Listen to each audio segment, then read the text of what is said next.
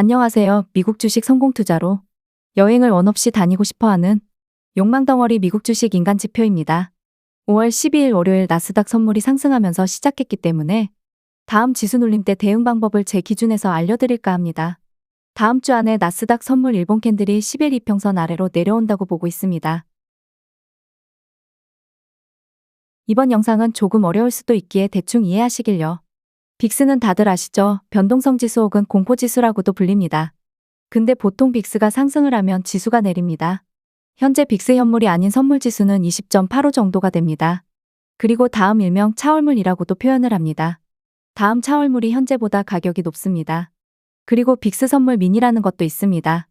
그러니까 현재 빅스 선물 값이 차월물보다 낮기 때문에 차월물 변경 시점에 따라서 눈으로 보이는 빅스 선물의 값은 강제적으로 약상승이 현재 나올 가능성이 높습니다.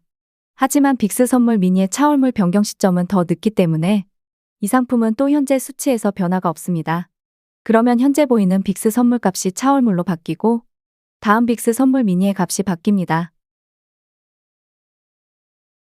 현재 빅스 선물의 롤오버 시점은 5월 14일입니다. 그 다음 빅스 선물 미니의 롤오버 시점은 5월 21일입니다. 그리고 현재 빅스 선물은 일본 기준으로 하락 초입입니다.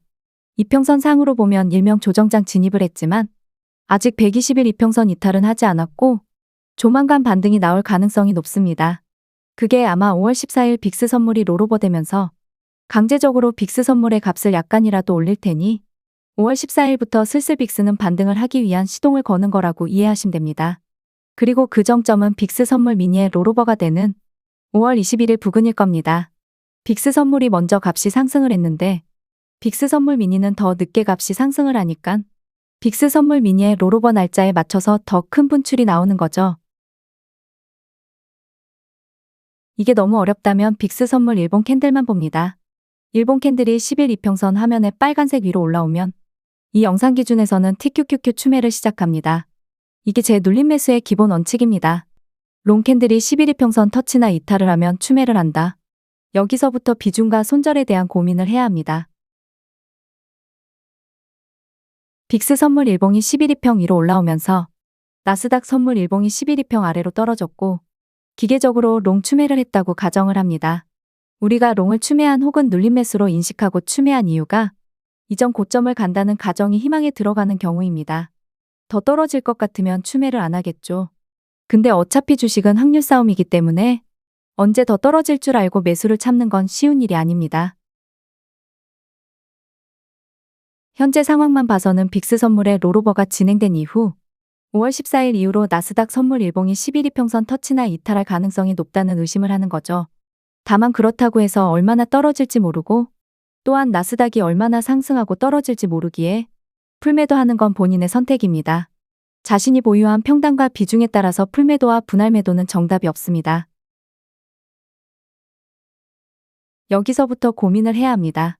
나스닥이 11 이평선에서 반등을 할지 혹은 20에서 40일 이평선까지 밀리고 나서 반등을 할지 10일 이평선 매수를 1차, 여기서 반등에 실패하면 2차 매수를 20에서 40일 이평선으로 캔들이 내려왔을 때라고 미리 머릿속으로 분할 매수 계획을 짜둔 상태입니다. 11 이평선에서 바로 반등을 할지는 모르기에 비중을 크게 들어가는 건 손절가를 명확히 잡아두어야 하기에 리스크가 상당히 크다고 봅니다. 그러니까 미리 롱을 풀매도 해버리면 11이평선에서 비중을 좀 크게 받았을 때 부담이 큽니다. 신규 매수자 입장에서는 20에서 40일 이평선까지 밀리는 걸 감안하고 분할 매수해야 되니깐요. 근데 거기서 더 아래로 내려갈지도 모르는 공포의 영역이 있습니다. 이렇게 되면 비중 관리 실패가 될 가능성이 높아지기 때문이죠. 한 배수라면 사실 큰 상관은 없는데 3배수 레버리지 상품이라면 상관이 아주 많습니다. 눌림 매수 계획이 완전히 실패한 사례가 되기 때문에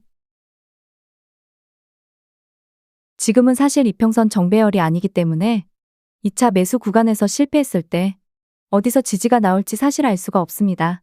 정배열인 이평선 상태에서는 2차 매수 구간에서 실패하더라도 80에서 120일 이평선 부근에서 지지가 나올 거라는 다음 플랜이 있으니깐요.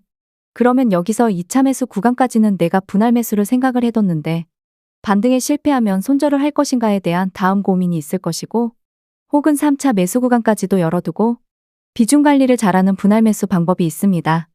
다만 2차 매수 구간에서 반등에 실패하면 저는 손절이나 비중 축소를 할 것 같습니다. 왜냐면 3차 구간에서 지지가 나온다 하더라도 저기가 저점일지 아닐지는 모르니깐요. 최근에 나스닥이 11, 2평선에서 반등이 나왔습니다. 목요일, 금요일 크게 오르지 못해서 기대하지 않고 있었는데 주말에 미중 협상이 잘 된 건지 사실 관심은 없지만 시장은 협상이 잘 된 걸로 보고 월요일부터 선물을 올리고 있습니다. 그러면 최근 11, 2평 터치 시 매수 비중 크게 들어갔더라면 더욱 기뻤을 겁니다. 물론 저도 추매를 하긴 했는데 그리 크게 안 들어갔습니다. 그럼 이제 롱을 보유한 입장에서는 분할 매도 야금야금씩 하면서 캔들이 다시 11, 2평 터치할 때까지 추매를 하지 말고 기다리면 됩니다. 물론 제 매매 원칙상 그렇다는 겁니다. 불타기를 하건 말건 그건 본인 자유니깐요. 하지만 저는 그냥 제 원칙대로 기다릴 뿐입니다. 본인만의 매수 원칙을 만들면 갑자기 주가가 오르더라도 크게 흔들리지 않습니다.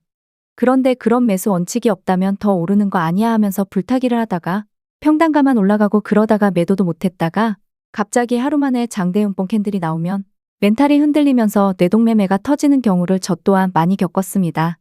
주식은 결국 수익을 얻기 위한 투자지만 정말 길게 오래 하기 위해서는 상승장이 오나 하락장이 오나 본인의 주식 계좌가 크게 타격이 없어야 한다고 생각합니다. 그리고 정말 5월 14일 이후에 캔들이 11, 2평에 터치를 했다. 거기서 1차 매수를 받고 20에서 40일 이평선 부근까지도 열어두고 2차 매수를 받을 거다. 여기서 리스크는 정고점까지 가길 바라고 매수받은 건데 2차 매수 라인에서 크게 반등을 못하고 추가 저점 이탈이겠죠. 거기에 대한 본인의 대응책이 무엇일까? 분할 매수 비중을 적게 들어가거나 혹은 손절이나 비중 축소를 기계적으로 하는 플랜을 만들어 두시던가 혹은 숏으로 해칭을 걸어두던가 대략 3가지 정도로 대응책이 있습니다. 그리고 제가 생각한 또 다른 방법은 이렇습니다. 캔들이 11, 2평선을 터치나 이탈할 때 일단 매수는 받습니다. 근데 고점을 못 올리고 실패했을 때는 추매를 참습니다.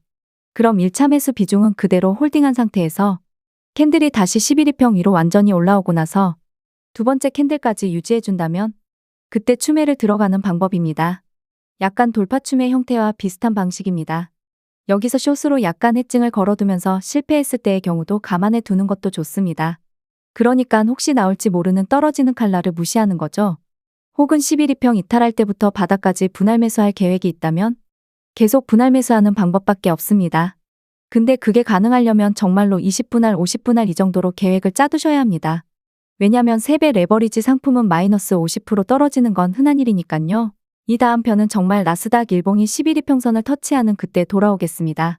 성투하시길 바라며 불타기는 본인이 잘 알아서 하시겠지만 매도할 위치를 정해두시고 불타기 하시길요. 구독과 좋아요, 알람 설정은 무료입니다.